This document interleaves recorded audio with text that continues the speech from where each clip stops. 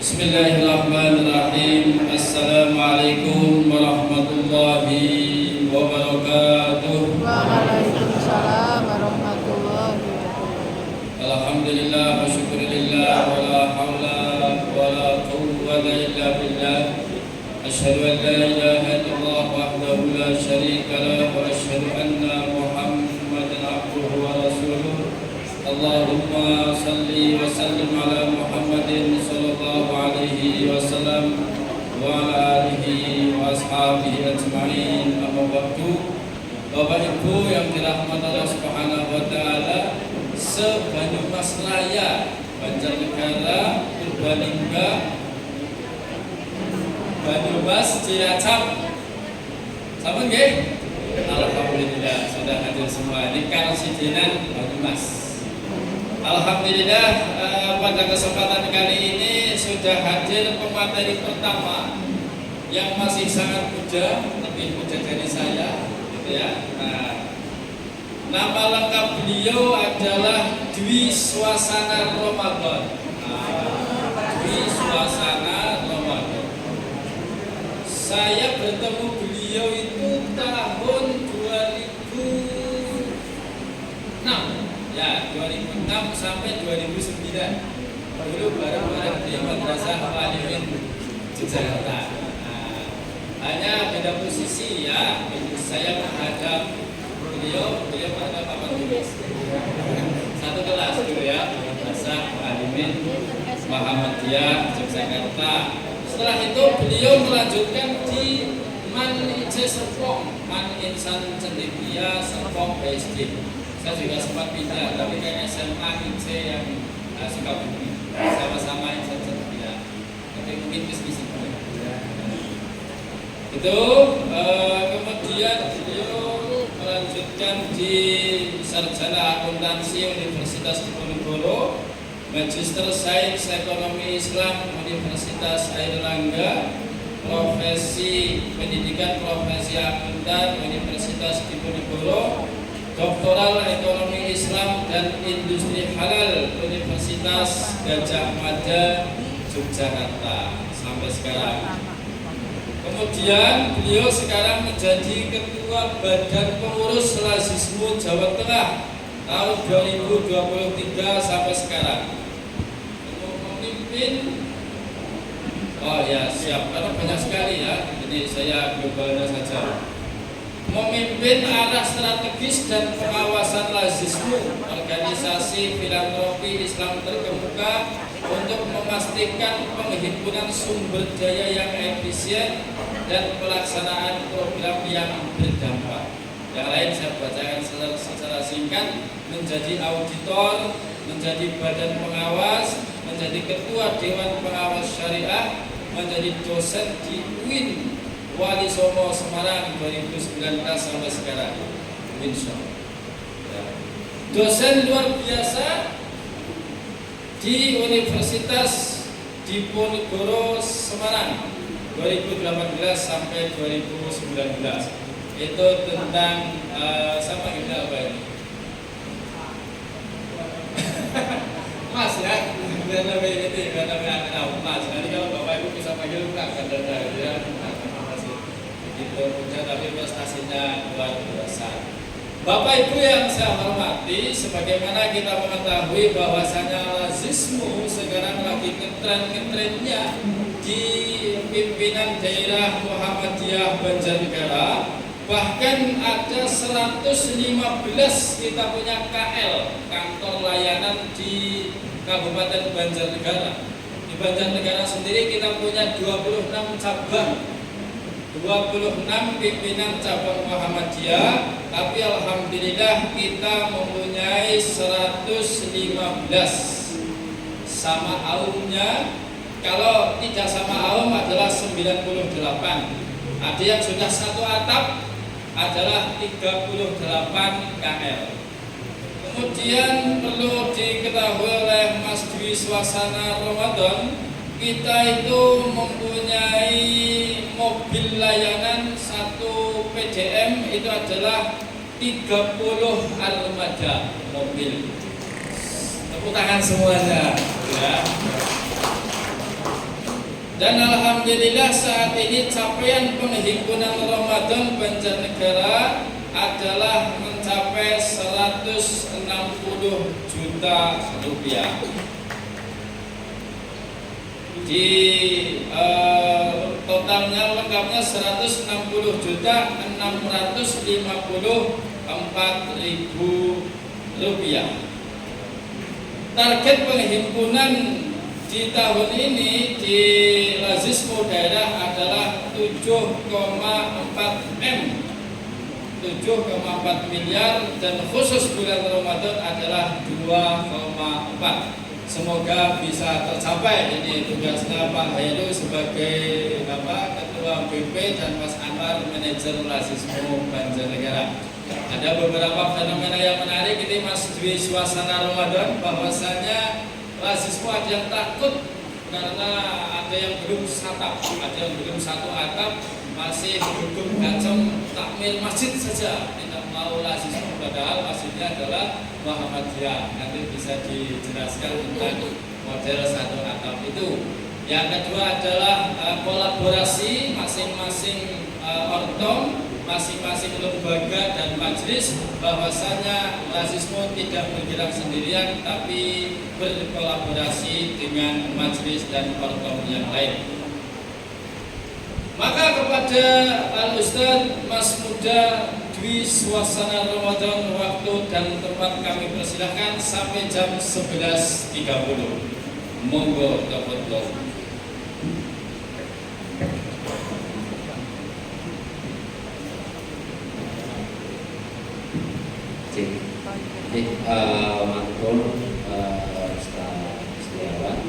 Assalamualaikum warahmatullahi wabarakatuh.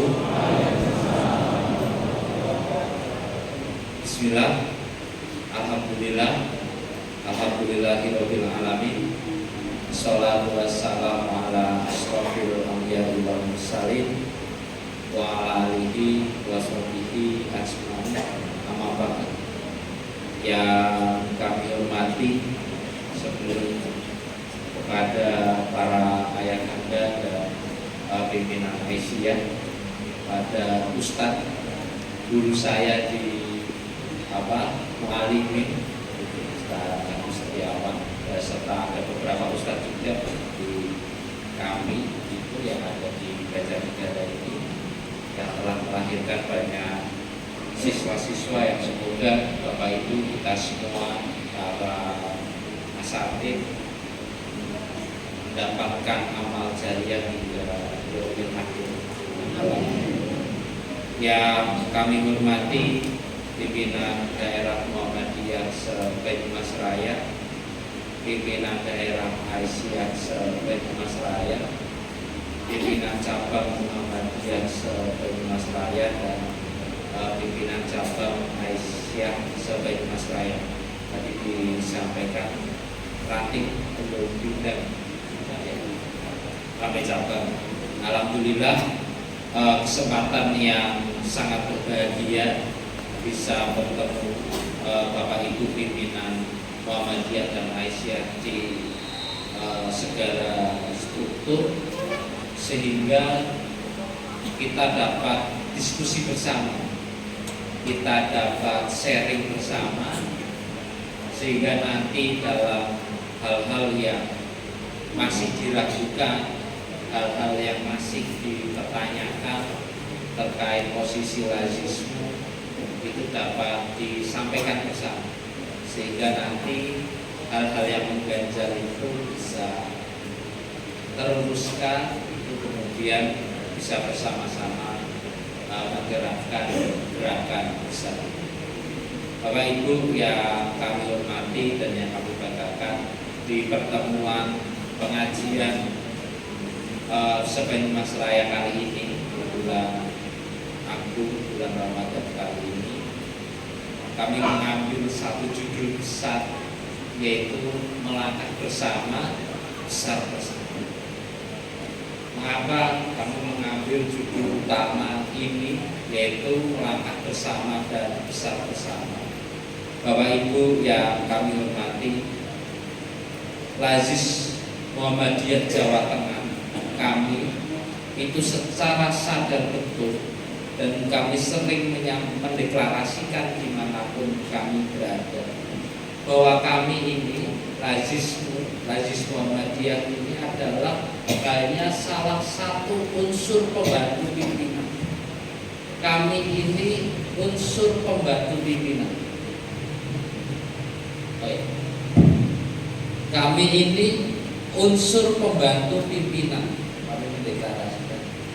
Dan faktanya adalah Lazismu adalah unsur pembantu pimpinan, di mana ketika Lazismunya besar, maka dakwah-dakwah persyarikatan Muhammadiyah, Aisyah dan beserta pokoknya insya Allah akan besar. Dan ketika Muhammadiyah, Aisyah dan segala unsur-unsur di dalamnya menjadi besar, insya Allah Lazismunya besar. Mengapa demikian? Kami mau coba mengutip ilmu yang disampaikan terhadap kami dari pimpinan wilayah Muhammadiyah Jawa Tengah, Pak Ketua Bapak Dr. Kiai Tafsir MHI, yang menyatakan bahwa ada dua jalan dalam dakwah Islam, yaitu jalan rohaniyah dan jalan jasmaniyah.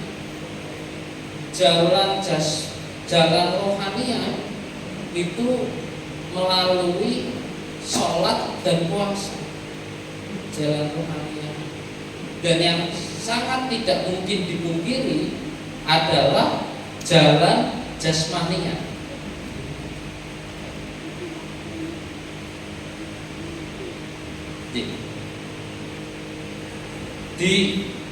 Yang sangat tidak mungkin dipungkiri adalah jalan jasmaniyah.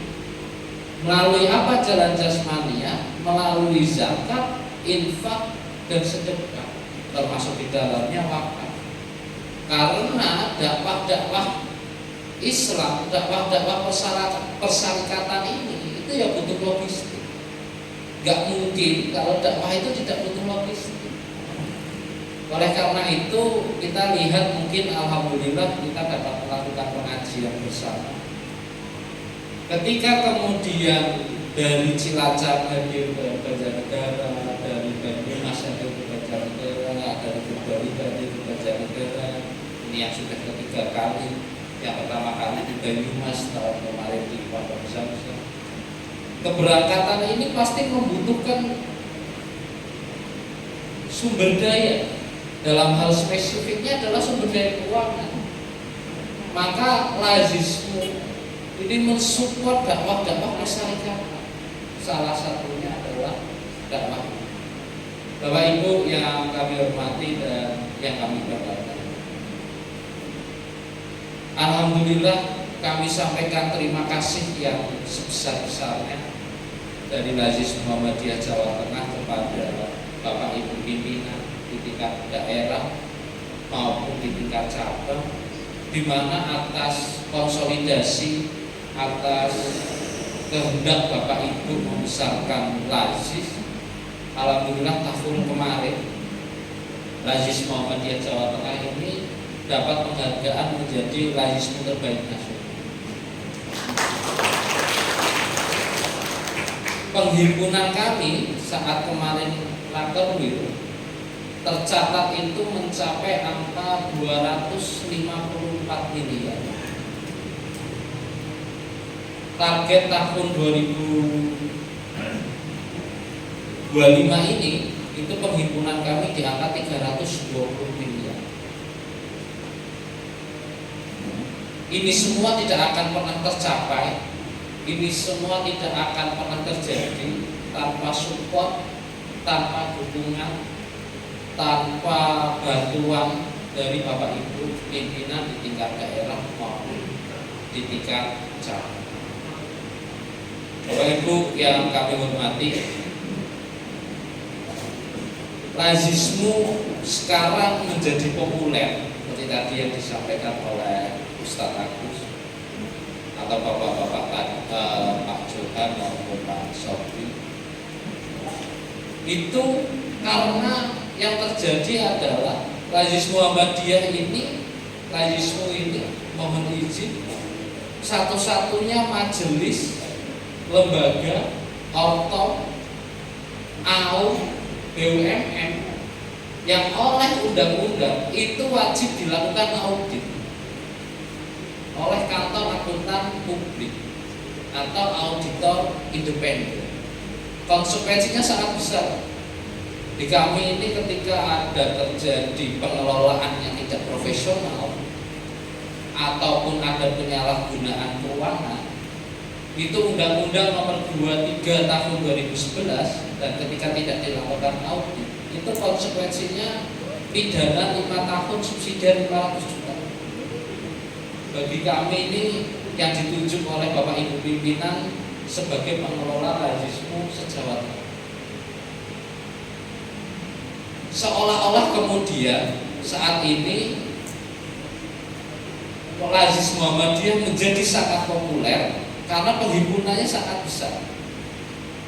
Ini masih mending Bapak Ibu, karena disupport Bapak Ibu ini 254 miliar.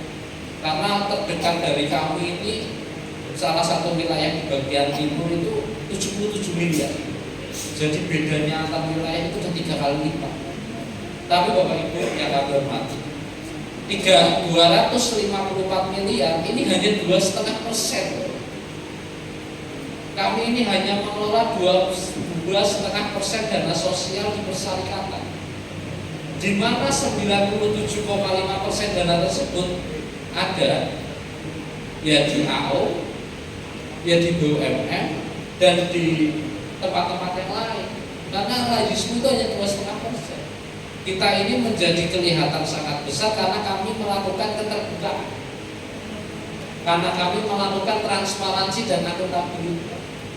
Ketika ini menjadi langkah bersama, gerakan bersama untuk menjadi alat transparansi dan akuntabilitas, itu mungkin angka yang ada itu sangat besar. Dan nanti Lajismu hanya akan menjadi majelis lembaga yang kecil. Bayangin saja 97,5% itu di mana? Di rumah sakit, di sekolah, di universitas, di perbankan, di tempat lain. Maka kalau ini sama-sama melakukan akuntabilitas dan transparansi, Lajismu itu hanya 1/40, kecil sekali. Bapak Ibu yang kami hormati, kemudian dari latar belakang ini ditambah juga di bulan September kami diminta melakukan pengkajian terhadap regulasi yang diturunkan oleh pimpinan Pusat Muhammadiyah nomor 1 tahun 2024, bahwa di situ dinyatakan bahwa keuangan persyarikatan di setiap struktur PP, PWM, PDM, PCM, PNM itu wajib melakukan atau wajib dilakukan audit keuangan untuk sarana transparansi dan akuntabilitas. Oleh karena itu kemudian saat rapat kerja wilayah Lajismu tahun 2025 di Pekalongan kemarin, kami merumuskan 3 hal langkah jalan Lajismu di tahun ketiga pertama 48 ini sampai di tahun 2027 atau tahun kelima pertama 48, yaitu yang pertama adalah dakwah transparansi dan dakwah akuntabilitas. Bapak Ibu yang kami hormati, tadi disampaikan tabligh itu sedang dakwah juga bukan hanya di masjid tapi ke media sosial. Bapak Ibu bisa cek media sosial saat ini, atau mungkin putra putri ibu sekalian bisa ditanyakan, Lajis Muhammadiyah ini saat ini namanya lagi harum banget di media sosial. Namanya harum sekali di media sosial karena informasi total aset Muhammadiyah mencapai angka 400 triliun. Bahkan kemarin saat rame-ramenya di perbankan.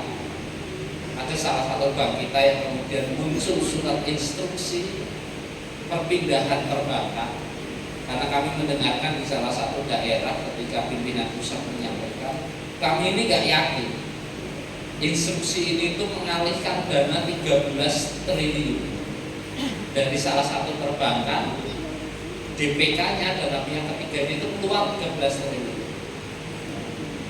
Saya cek 3 bulan setelah pengumuman instruksi itu keluar, perbankan tersebut DPK-nya dana pihak ketiganya itu turun 17 triliun, di mana bank tersebut melakukan counter kebijakan melalui skema pembukaan sukuk dengan margin 2 kalinya margin tabungan di angka 6 sekian persen, dibuka senilai 3 triliun untuk menjaga likuiditas jangka pendek. Itu di mana ternyata Muhammadiyah punya kekuatan ekonomi, punya kekuatan keuangan yang sebesar itu. Kalau kemudian kita bisa, pertanyaannya kemudian, informasi pertama tadi adalah nama Muhammadiyah sedang harum-harumnya di media sosial, di generasi-generasi milenial dan generasi Z, bahkan generasi alpha, sebesar 400 triliun. Informasi kedua adalah pengumuman penarikan dana di salah satu bank ini menurunkan DPK 17 triliun. Pertanyaannya, berapa sebenarnya aset persyarikatan Muhammadiyah se-Jawa Tengah? Itu nggak ada yang tahu. Kita 400 triliun ini juga valuasinya dari mana ini juga belum paham. Nah, kemarin saat rakernas itu ada guyonan oleh Pak Agung dan Narto. Berapa total aset Muhammadiyah ini tergantung siapa yang ngumpul. Kalau menurut Mardigu 400 triliun, kalau menurut Daniel Asgar 1000 triliun, kalau menurut Sumu 4000 triliun. Pertanyaannya, berapa sebenarnya aset kita? Atau sebelum sampai aset, berapa sebenarnya perputaran keuangan persyarikatan se-Jawa Tengah? Itu jangan-jangan dari kita nggak ada yang tahu. Oleh karena itu kami merumuskan di Raker Wilayisme Jawa Tengah kemarin, yang pertama adalah dakwah transparansi dan dakwah akuntabilitas. Kami mengajak yang pertama, Bapak Ibu sekalian, segera pembentukan atau segera melakukan proses satu atap lazis kantor layanan dengan lazisme pembentuk di Jawa Tengah. Tujuannya apa, Bapak Ibu? Kita tahu betul berapa perputaran keuangan yang ada, berapa uang masuk di persyarikatan, berapa uang keluar di persyarikatan. Bahkan kemudian kami dalam rumusan yang pertama itu mengajak kepada pimpinan. Alhamdulillah sudah dicontohkan oleh PDM Banyumas, di mana pimpinan daerah Muhammadiyah Banyumas ini satu atap keuangannya dengan lazisme Banyumas. Kemudian diikuti oleh kami di wilayah, karena kami itu di BWM Jawa Tengah sudah satu atap keuangannya tercatat di lazisme Jawa Tengah. Kemudian diikuti oleh PDM Kendal dan PDM Seragen, di mana Bapak Ibu itu bisa langsung menanyakan.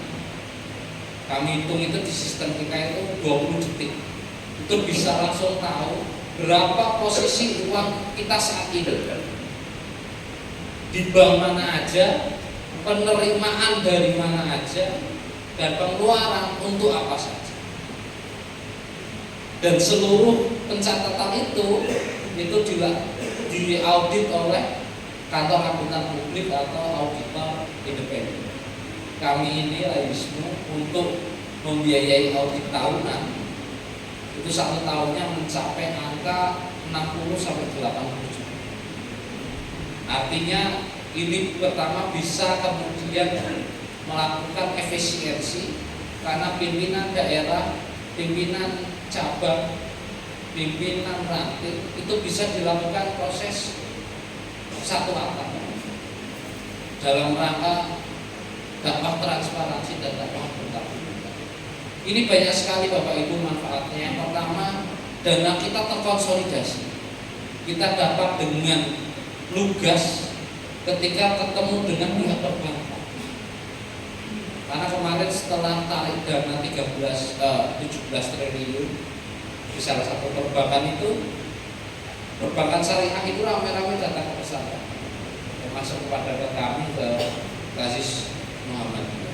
Yang kedua Bapak Ibu, yang sebagai arjen adalah terkonsolidasinya keuangan. Maka ketika Bapak Ibu mau tahu keuangan yang ada, itu bisa langsung cepat tahu. Kami hitung itu 20 detik. Ketika keuangan ini satu atap. Yang ketiga Bapak Ibu, kami ingin sebenarnya menghilangkan diksi atau mengurangi diksi majelis lembaga mata air dan majelis lembaga air mata. Karena jangan-jangan atau katanya mata air ternyata air mata. Yang katanya air mata ternyata mata air. Karena sama-sama nggak terbuka kan. Lazismu seolah-olah angkanya besar sekali. Itu kan karena kami terbuka. Di setiap bulan di grup-grup Bapak Ibu di dekat PDM atau di Muhammadiyah Jawa Tengah 48 itu kan bisa PDM yang masuk. Itu kita setiap bulan share berapa penghimpunan kita saat ini. Seperti tadi dilaporkan penghimpunan Laismu Banjarnegara itu 167, kemudian Banyumas sudah di angka 750 laporan terakhir kemarin. Purbalingga itu di angka berapa saya kurang 600, Cilacap itu di angka 500-an sih. Itu kita semua tahu karena kita share. Kita melakukan transparansi dan akuntabilitas. Jadi seolah-olah keuangan Laismu ini besar sekali. Pertanyaannya, apakah satu-satunya keuangan persyarikatan itu Laismu? Yang lain di mana?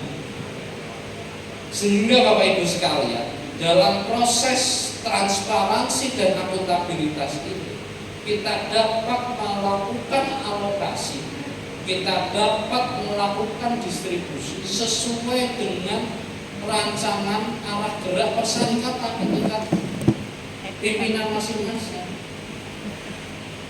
Kita ini periode Muktamar 47 itu melakukan satu KPI, Key Performance Indicator untuk Lazismu daerah. Itu pegawai Lazismu atau kami menyebutnya eksekutif Lazismu itu take home pay bukan gaji, take home pay itu minimal UMR. Kemudian dari situ kita bentuklah skema dana ta'awun.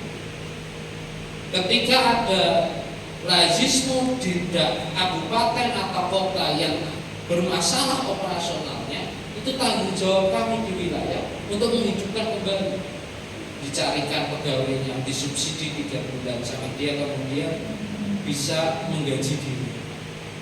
Pertanyaannya kemudian banyak sekali di kita itu gaji guru-guru kita semua, pendidik-pendidik kita semua, atau calon-calon masa depan bangsa kita semua, itu take home pay bulanannya itu mungkin di bawah 1 juta. Tapi bagaimana kemudian ini dilaksanakan secara transparansi dan akuntabilitas, dilaksanakan secara tahap, dilaksanakan secara gerakan berjamaah, gerakan bersama, sehingga yang besar ini mensubsidi yang kecil dan saling menghidupkan. Kita bisa lihat di pembukuan kita ini menerapkan skema dana ta'awun Bapak Ibu sekalian. Ketika dari kantor layanan itu melakukan penghimpunan infak umum, bukan infak terikat, infak umum dan zakat, ini yang masuk ke Lazismu daerah itu 5% untuk dana ta'awun membesarkan dakwah-dakwah persyarikatan di tingkat wilayah, 10% membesarkan dakwah-dakwah dana ta'awun di tingkat daerah, di mana kemudian dana-dana ta'awun ini dialokasikan untuk saling support. Salah satunya kami menyampaikan dari 5% dana ta'awun yang masuk ke kami tahun 2024 itu terkumpul 2,7 miliar. 2,7 miliar setiap tahun kami alokasikan karena baru kekuatan kami segitu. Tahun kemarin dan tahun ini itu kami alokasikan 150 juta atau total 300 juta untuk kegiatan sekolah tabung yang tadi disampaikan.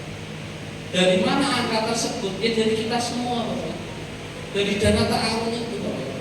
Jadi semakin besar lanismenya dan infak umumnya makin besar, itu dana ta'awunnya makin besar dan membesarkan daerah-daerah yang kecil.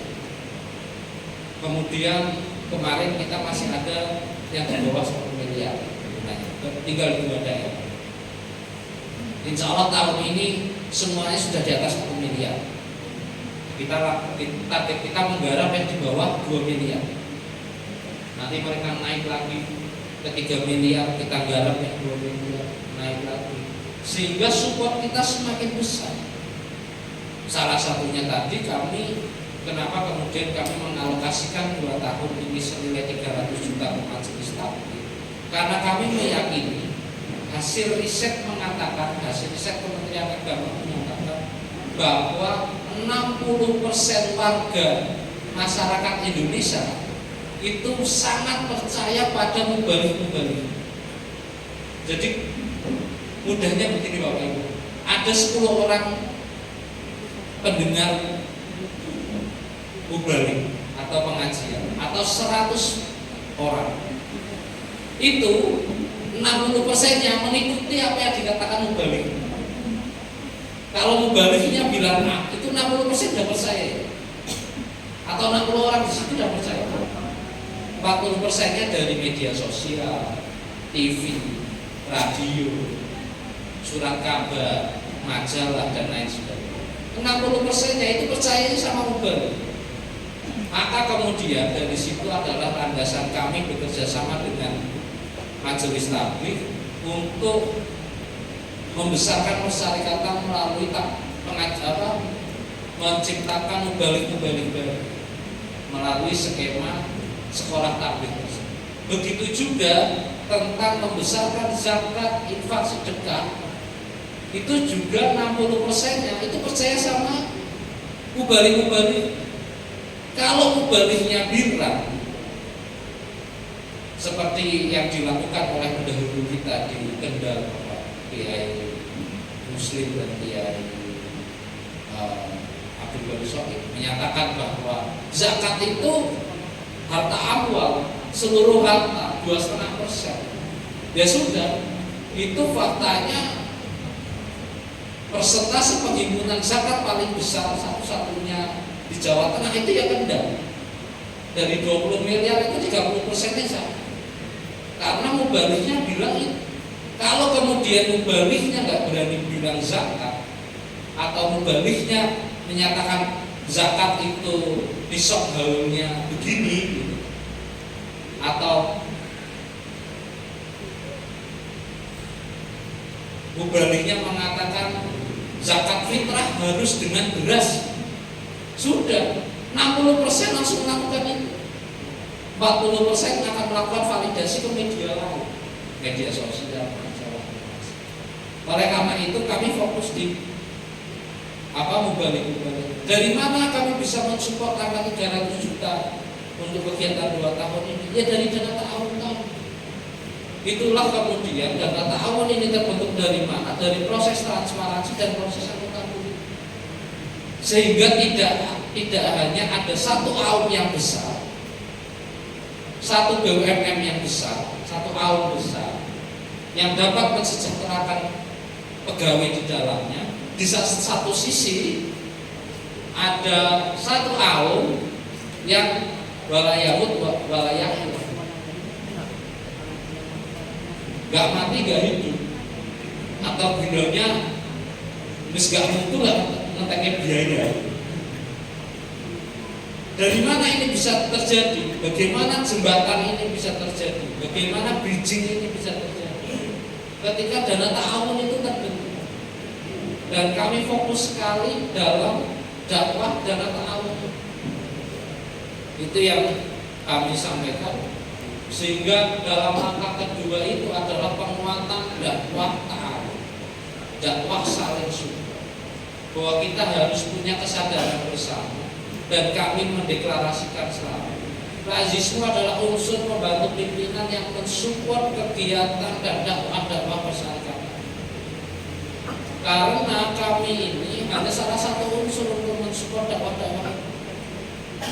Ketika ini menjadi gerakan bersama, kita menyadari betul bahwa kita ini sedang membesarkan Muhammadiyah, kita sedang membesarkan dakwah-dakwah persyarikatan dan juga dakwah-dakwah Islam secara umum.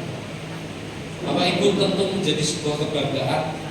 Saya masuk misalnya di Banyumas Raya lewat Banjarnegara, kanan kiri sudah sekolah, di Merden ada PKU, masuk ke Baringga ada ITB, ITBL, namanya ya ITB ini ya. Saya kakak masuk, kemudian ke Banyumas ada UMP, di Cilacap ada STIB. Itu ketika baru satu presidenan kita jalan, kita muncul kebanggaan, ini Muhammadiyah. Apalagi kita keliling se-Jawa Tengah dan menemukan Muhammadiyah. Pertanyaannya, apakah masih relevan? Kita hanya bicara untuk membesarkan sektoral cabang atau sektoral daerah, atau ini sebagai kekuatan kita untuk melakukan konsolidasi dan rapatan barisan di bidang ekonomi.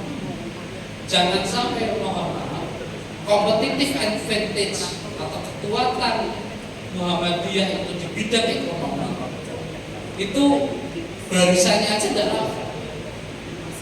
Bagaimana kemudian dengan saudara kita yang secara competitive advantage atau keunggulan kompetitifnya itu melalui banyaknya jumlah kepala. Nanti kita akan kalah secara jumlah kepala plus kalah secara jumlah ekonomi. Karena bahkan orang di luar Muhammadiyah, salah satu petinggi Indonesia, itu Muhammadiyah itu bagaikan perusahaan holding. Kalau saudara kita itu bagaikan perusahaan waralaba atau franchise karena dikelola masing-masing. Kenapa kemudian ini disampaikan seperti perusahaan holding? Karena pertemunya antara gerakan akar rumput, bottom up, dan instruksi administrasi dari tamu. Bagaimana kemudian ini tidak menjadi langkah bersama besarkan persyarikatan. Bisa jadi kita sudah nanti akan kalah secara jumlah kepala, secara kuantitas, kalah juga secara gerakan ekonomi. Terus kita mau menang di langkah apa? Bayangkan saja gerakan ini menjadi gerakan besar kita. Bapak Ibu yang kami hormati, kami Lazismu Jawa Tengah sebagai unsur pimpinan, unsur pembantu pimpinan Bapak Ibu sekalian, kami sebagai salah satu unsur pembantu pimpinan Bapak Ibu sekalian itu memiliki satu goals bersama, kami memiliki satu visi bersama, kami memiliki satu tujuan bersama dari tingkat pusat, wilayah, daerah maupun kota. Visi kami adalah menjadi lembaga zakat terpercaya. Indikatornya apa lembaga zakat terpercaya? Penghimpunan yang selalu naik. Ini kan indikator. Kalau penghimpunan itu turun berarti kepercayaan menurun. Kepercayaan di tingkat warga persyarikatan maupun di tingkat masyarakat umum itu menurun. Kalau ini terus naik berarti kepercayaan publik itu meningkat. Maka dalam rangka kami menuju menjadi lembaga zakat terpercaya, jalan kami adalah pertama keuangan yang transparan dan akuntabel. Bapak Ibu pimpinan daerah dan pimpinan cabang bisa menanyakan ke manajernya masing-masing atau ketua BP-nya masing-masing. biasanya yang paling bisa langsung menjawab ini manajer. Tanya berapa uang kita, berapa penghimpunan kita, berapa penyaluran uang kita, untuk apa penyalurannya, dari mana penerimaannya. Insya Allah 20 detik itu terjawab. Kalau sampai 1 hari nggak terjawab, berarti nggak tercatat penghimpunan. Oleh karena itu tadi kami mengajak Bapak Ibu sekalian di tingkat pimpinan ataupun di tingkat majelis lembaga, dengan adanya Rajismu sebagai majelis sebagai satu-satunya lembaga yang wajib audit, ayo dilakukan satu atap dengan metode CMS. Karena infak terikat itu 100% kembali Bapak. Yang 85% itu hanya khusus untuk infak umum dan zakat. Itu pun 15% sebagai dana ta'awun untuk saling support. Tujuannya tadi kita mengetahui keuangan dengan betul. Karena kami menemukan di banyak daerah, apalagi ketika terjadi suksesi kepemimpinan atau ketika terjadi proses kepemimpinan itu berjalan, kadang itu pimpinan menanyakan bendaharanya, berapa keuangan kita saat ini? Itu jawabannya bisa minggu depan, bisa 2 minggu lagi, bisa 1 bulan lagi. Dan jawabannya kira-kira sudah beda dengan nilai yang ditanyakan saat 1 bulan atau 1 minggu yang lalu. Karena angka berubah betul. Kalau di LASIS, karena langkah kita adalah akuntabilitas dan transparansi sebagai salah satu jalan menuju lembaga zakat terpercaya, itu tiap hari kita melakukan update di sistem. Jadi Bapak Ibu langsung tahu keuangannya berapa dan lain sebagainya. Yang kedua adalah pengelolaan pendaya gunaan yang inovatif.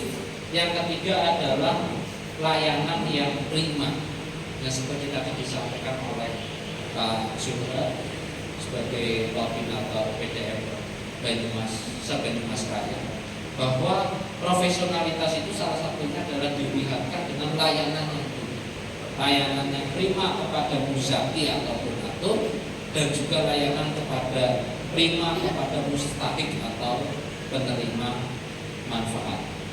Bapak Ibu sekalian, mohon izin kami ingin mengutip salah satu buku yang ini ramai dibahas di Fakultas Ekonomi di banyak kampus, dengan judul Why Nation Fall atau Mengapa Negara Itu Gagal.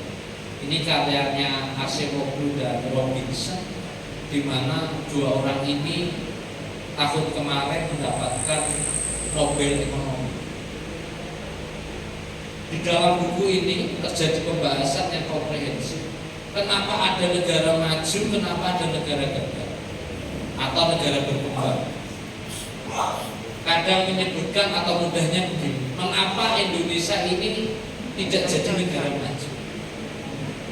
Ini bisa dikerucutkan pembahasannya bukan pada negara, tapi mengapa organisasi itu sukses, mengapa organisasi itu gagal.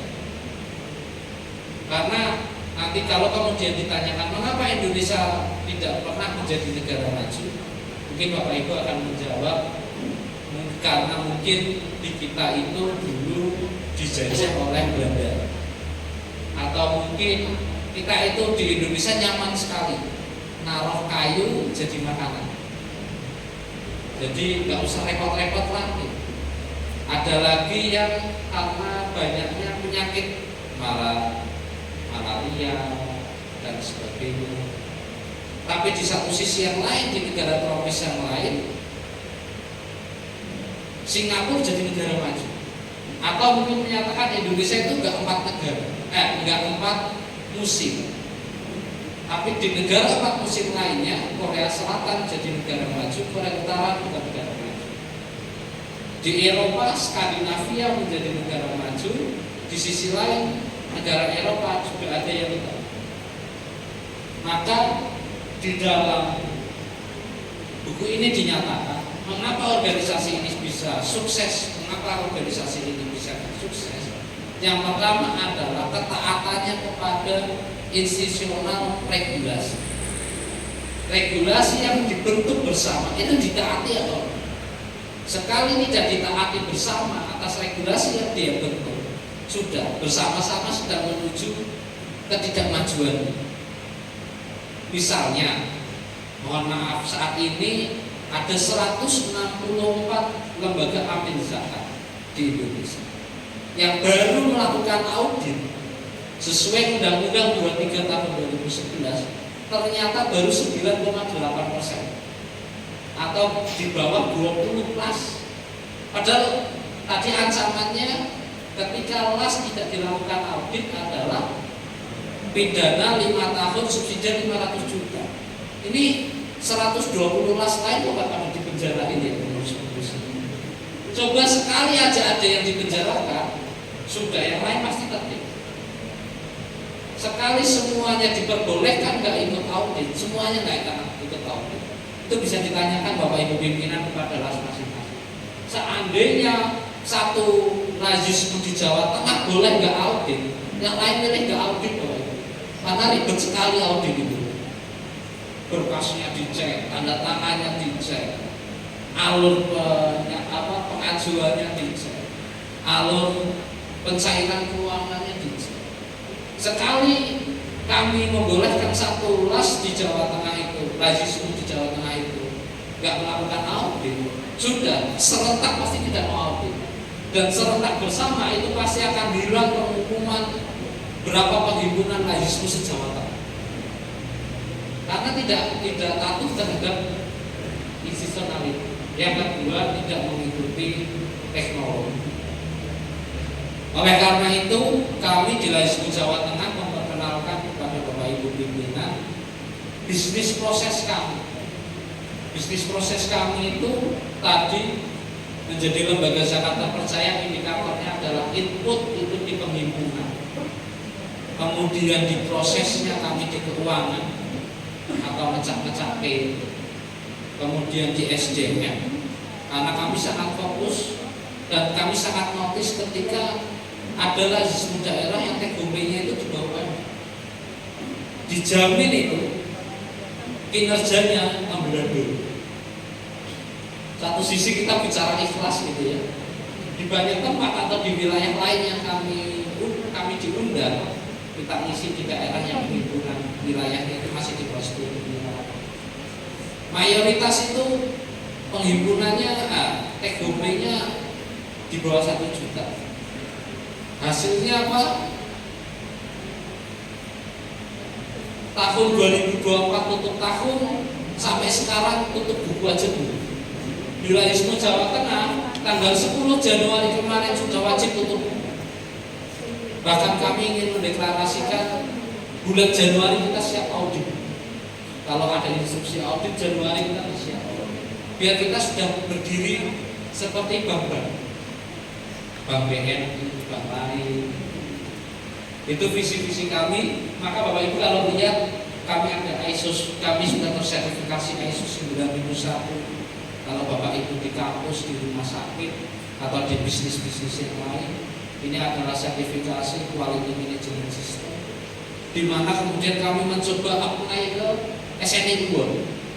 Di SNI World ini kami satu-satunya LAS yang masuk ke nominasi SNI World. SNI World ini diikuti oleh PLN, Pertamina, PT Pelni, kalau di Banjarnegara Indonesia. Karena kami ingin menciptakan organisasi lazisme ini berdiri seperti mereka, pengelolaannya seperti mereka, kualitas manajemennya seperti mereka. Oleh karena itu ajakan kami kepada Bapak Ibu, majelis lembaga bisa dilakukan satu atap, bahwa keuangan yang masuk dan keluar itu semua yang ter-CMS-kan atau cash management system kan oleh lazisme, sehingga transparansi kebentuk kami di lazisme akan menjadi sangat mudah melakukan alokasi distribusi. Oh misalnya majelis ini butuh anggaran, lembaga ini butuh anggaran, oh lembaga ini sudah keuangannya sudah cukup. Dari mana kita bisa melakukan itu?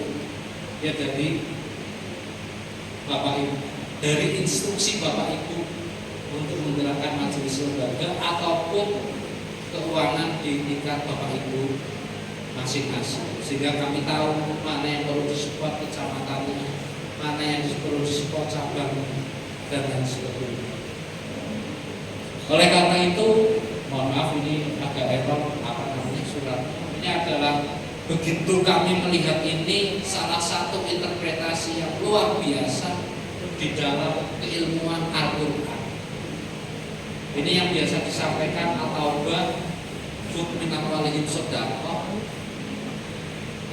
Kami ingin memperlihatkan bagaimana kedahsyatannya Al-Quran mau dilihat dari ilmu manapun. Di sini adalah penyampaian ambillah zakat dari harta mereka. Selanjutnya guna menyucikan dan membersihkan mereka, dan doakanlah mereka karena sesungguhnya doamu adalah ketenteraman bagi mereka. Ini mau dilihat dari sudut pandang ilmu marketing bisa. Khudh min amwalihim adalah marketing 1.0. Fokus pada produk. Zakat ada banyak, ada zakat fitrah, zakat mal ada turunannya, zakat tabungan.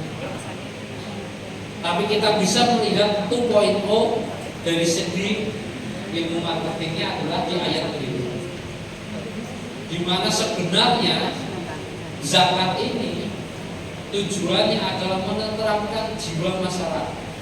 Karena kami itu selalu menyampaikan di tingkat kanwil seperti tadi, lazismu ini harus bisa sebagai penenteram jiwa masyarakat. Bapak Ibu sekalian, di ayat kedua ini bahwa mereka butuh ketenteraman jiwa. Ini menandakan bahwa manusia pada hakikatnya itu mudah senang, mudah gelisah. Kami biasanya nanya di forum-forum, mungkin juga di forum, mohon bisa sharing Bapak Ibu yang satu pekan ini full bahagia, gak ada rasa gelisah sedikit. Setiap detik dalam satu pekan ini bisa rasakan penuh dengan kebahagiaan tanpa ada rasa gelisah. Bisa angkat tangan, nanti bisa sharing, biar sharing ilmu. Karena kami keliling di forum-forum gak ada yang angkat tangan, Ustaz. Bahkan itu satu minggu, satu pekan. Bahkan siapa yang hari ini dari tadi bangun sahur sampai detik ini full bahagia, gak ada gelisah satu detik pun. Gak apa-apa, angkat tangan bisa sharing. Full nih. Kalau tadi sahur jam 3 berarti hampir 8 jam full bahagia tanpa ada gelisah sedetik pun. Artinya manusia sangat mudah saat ini bahagia, detik berikutnya gelisah. Detik itu bahagia, detik itu gelisah. Oleh karena itu marketing kami, fundraising kami itu memiliki visi bagaimana lazismu ini sebagai penenteram jiwa masyarakat. SOP-nya di kami itu ketika menerima zakat, infak dan sedekah itu didoakan, ditanyakan doa apa dan didengarkan curhatan. Kami pernah salah satu manajer fundraising kami itu dengerin curhatan. Tadi kan disampaikan di Masjid 17 luar biasa ya. 450 jadi sekarang 600 apa 700 porsi. Langsung ada yang transfer 100 juta. Peran-peran luar biasa. Karena pasti yang melihat di media sosial ini salut. Bapak Ibu yang ada di kami itu manajer fundraising kami, saya ceritain. Hanya dengerin 3 jam orang curhat. Habis asar sholat di PWR, karena kami itu depan-depanan dengan musola, masuk ke lazismu curhat 3 jam. Manajer fundraising telepon saya, baru masuk donasi 150 juta. Itu dengarin curhatan dari Ba'da asar sampai ada maghrib. Saya menanyakan, bukan menanyakan wow kenapa bisa 150 juta.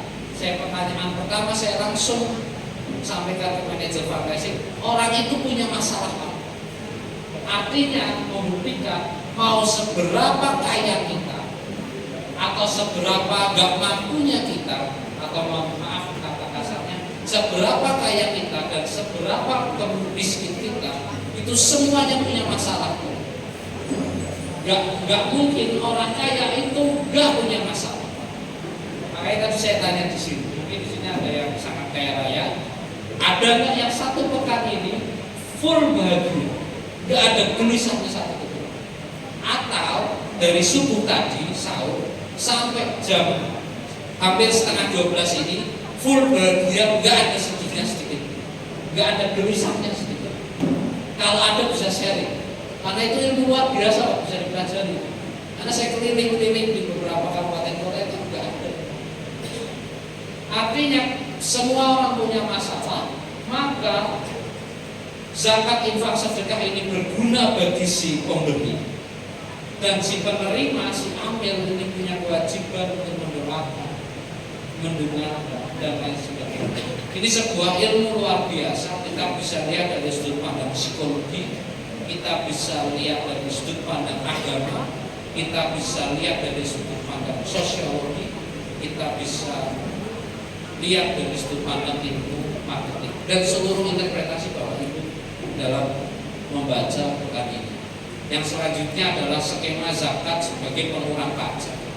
Bapak Ibu yang bekerja di sektor mana, zakat ini bisa sebagai pengurang pajak di PKP, pendapatan kena pajak, bukan di pajak bersih.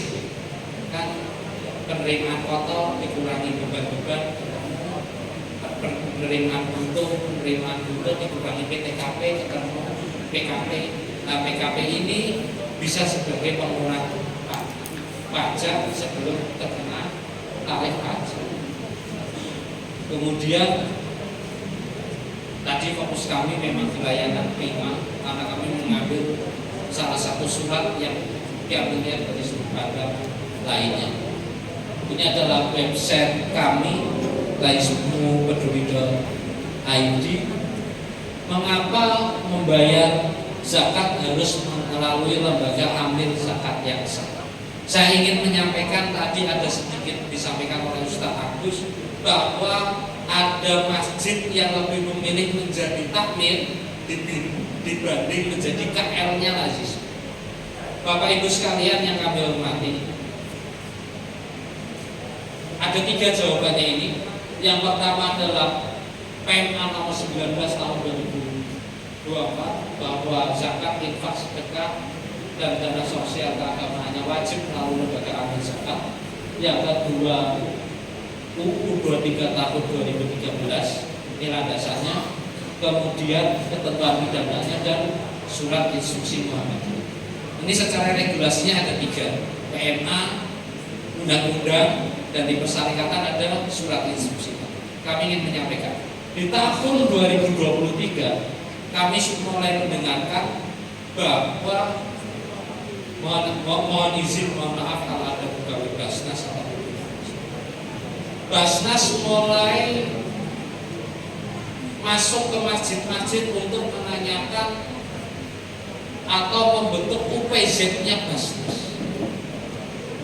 Kalau dia tidak sebagai UPZ-nya Basnas, maka melalui ketentuan UU 23 tahun 2011 akan kena pidana 5 tahun subsidi 500 juta. 2023 posisi penyampaiannya ada di selatan Jawa Tengah.